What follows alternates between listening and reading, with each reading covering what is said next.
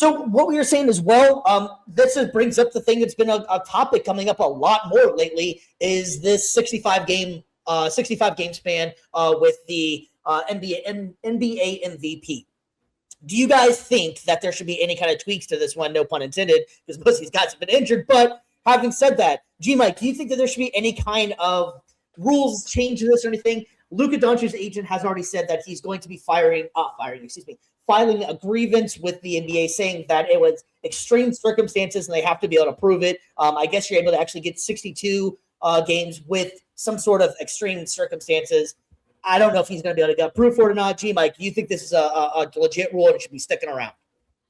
I do think it's a legit rule that should be sticking around, but I do feel like there should be a tweak to it. And I actually thought about it all day today. And I think in my opinion, the best solution would be stop the eligibility mark when March comes around. Because at the end of the season, the players want to play. They want to get that momentum going into the playoffs. They want to help their team get a better seed win because home court advantage is a thing. You want to have that home court advantage going throughout the playoffs. Either it's the 1 seed, the 2 seed, the 3 seed. It doesn't matter. If you're the higher seed going against the lower seed, you're going to have that home court advantage going to game 7, right?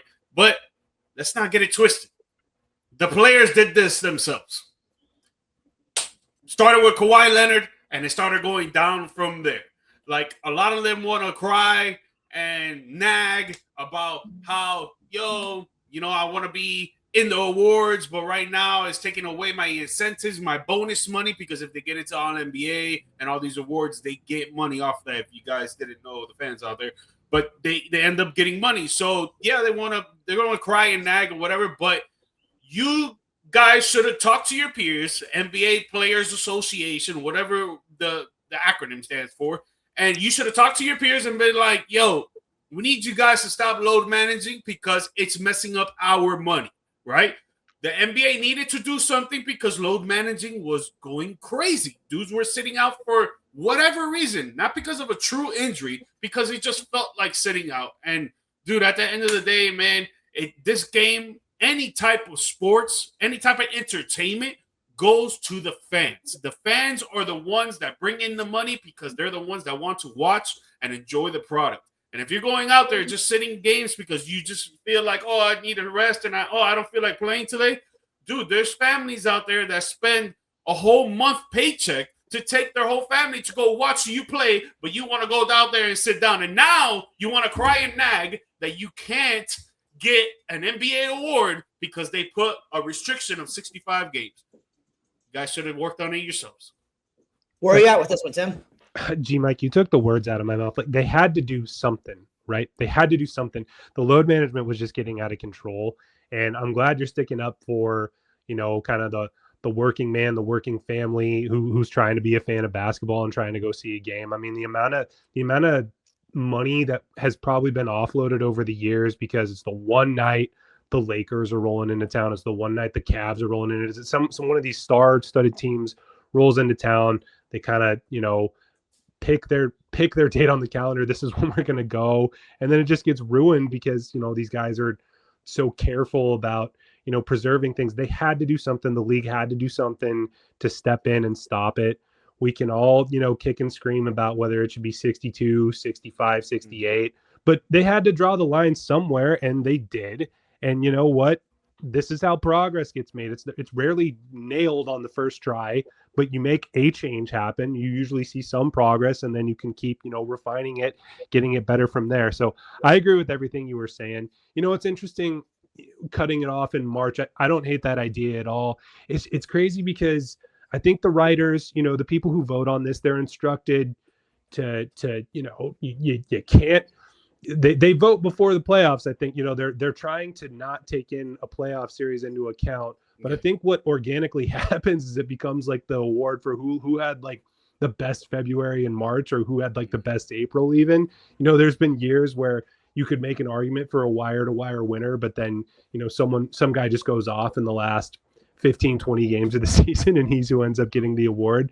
So it's already pretty lopsided in terms of how things are evaluated. I don't hate the idea of just, look, let's cut it off March 1st. You guys do the best you can for, your first 60 games of the year, and we'll kind of evaluate things from there. Maybe that kind of puts the rest of this into place. But yeah, I don't hate the 65 degree at all. I'm a big supporter of it. Sure, I'm sure we can find ways for it to get better, but you know what? This had to happen. This was overdue. Yep. Yeah, so some of the players as of right now, and this is up to date with Luka being out there. So some of the players that are ineligible right now: Luka Doncic, Anthony Edwards, Giannis, Joel Embiid, LeBron James, Steph Curry, Cade Cunningham, Jimmy Butler, Anthony Davis, Trae Young, Sabonis, and John Morant, Jalen Williams. So some of the rules of this one, so that just so people understand this whole thing: the players must play at least 65 regular games. At least 63 of the games include a minimum of 20 minutes played, which I think that's a very reasonable ask for some of these superstars in here. So I do believe that they tried to make some exceptions for things, and I think that the 20 minutes is fine. It's hard to say sometimes because, like you guys were saying, you don't want to see anybody get hurt. And it does come down to sometimes recency bias whenever these guys, like you're saying, that last month also, it's like that's what's only on your mind, and everybody forgets about how October went or all these other ones. So I do think you're right. I think there is room for improvement on it. But I think that it does come down to a game of, if you're able to get to play to get the award, so how are you going to get penalized, or how are you going to get upset about something whenever you're not even playing the whole game? So I agree with you. I think that I would keep it in there. There could be some different changes that if you want to, change it around a little bit, sure. But I think that something like this needs to stay intact because otherwise you guys are going to take complete advantage of it and just have one great month and say I'm an MVP. Yeah. This whole thing, it almost kind of has shades of like back when college players weren't making a dime, and so it had to kind of happen under the table, and there was kind of this unspoken dynamic of like, we don't like this thing, but we're just going to pretend it doesn't exist.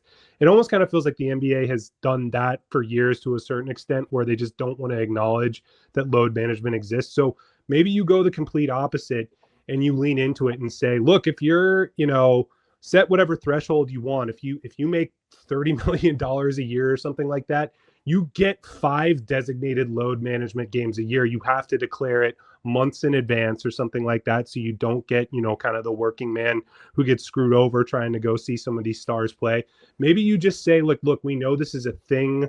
We don't want it to cost the average NBA fan tons of money and have them get ripped off. Maybe we just try to designate some sort of amount where we recognize you've got a lot of games to play. Some of them are on Christmas. Some of them are in Europe. We realize the demands that an 82-game schedule has on you. But you know what? We got fans who pay good money to watch you guys play. We have to do this load management stuff in a way that's more fair and less, under the table, less backroom, less fake injury designations. I don't know. I would explore something like that if I was the league, to just shine a light on some of this, get this more out in the open rather than all this kind of backroom conniving stuff that's been happening for years. That's actually a great idea, because now you saying that just pops up the reasoning behind it in my head, and it's kind of, you compare it to work and school, right? For the regular person, when it comes to work, you got PTO, you got sick, you got leave. If you're having a kid, you got parental leave. There's different incentives when it comes to getting paid to not be at work, right? So it kind of makes sense there. And even then with school, the reason why I bring up school is because when you watch the Lakers, LeBron, Luka, Austin Reeves go up against the Houston Rockets, Kevin Durant, Amen Thompson, if Fred VanVleet was there, it would be awesome. But you got Sengun as well. Like in school, when there's a big time test, you can't miss. You have to go, and you're going to have to show up, and you got to be there, and you got to take that test. It should be the same thing with that as well. If you're going to have these 5, 6 big superstars going up against each other, all you mother effers got to play.